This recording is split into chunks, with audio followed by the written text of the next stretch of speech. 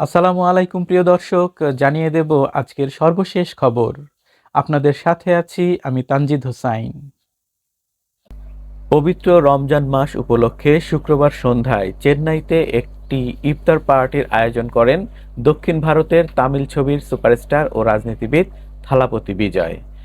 ভারতীয় সংবাদ মাধ্যম টাইমস অফ ইন্ডিয়ার এক প্রতিবেদনে বলা হয়েছে, থালাপতি বিজয়ের আমন্ত্রণে স্থানীয় রাজনৈতিক নেতৃত্ব এবং চলচ্চিত্র জগতের বেশ কিছু পরিচিত মুখ ইফতারে অংশ নিয়েছিলেন।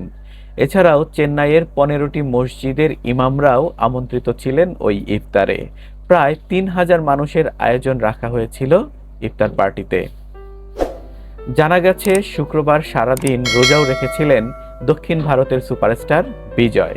বিজয় সকলকে ভ্রাতৃত্ববোধ দেখানোর জন্য এবং তার আমন্ত্রণে ইফতারে উপস্থিত থাকার জন্য ধন্যবাদ জানান সবাইকে।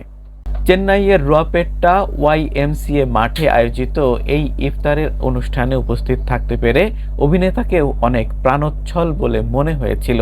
অভিনেতার একটি ফ্যান পেজ থেকে এক্স হ্যান্ডেলে পোস্ট করা একটি ছবিতে তাকে আমন্ত্রিত ব্যক্তিদের সাথে সৌজন্য বিনিময় করতে ও দোয়া করতে এবং ধর্মীয় রীতি মেনে তাদের সাথে ইফতার করতে দেখা গেছে। আগামী বছর ২০২৬ সালে তামিলনাড়ু বিধানসভা নির্বাচনে অংশ নিতে পারে বিজয়ের নতুন দল তামিলাগা ভেত্রি কাজাগাম অর্থাৎ টিভিকে। ওই নির্বাচনে এককভাবে প্রতিদ্বন্দ্বিতা করতে পারেন বিজয়। প্রিয় দর্শক, আজ এ পর্যন্তই। নতুন কোনো খবর নিয়ে আবারও হাজির হব। সে পর্যন্ত সবাই ভালো থাকবেন।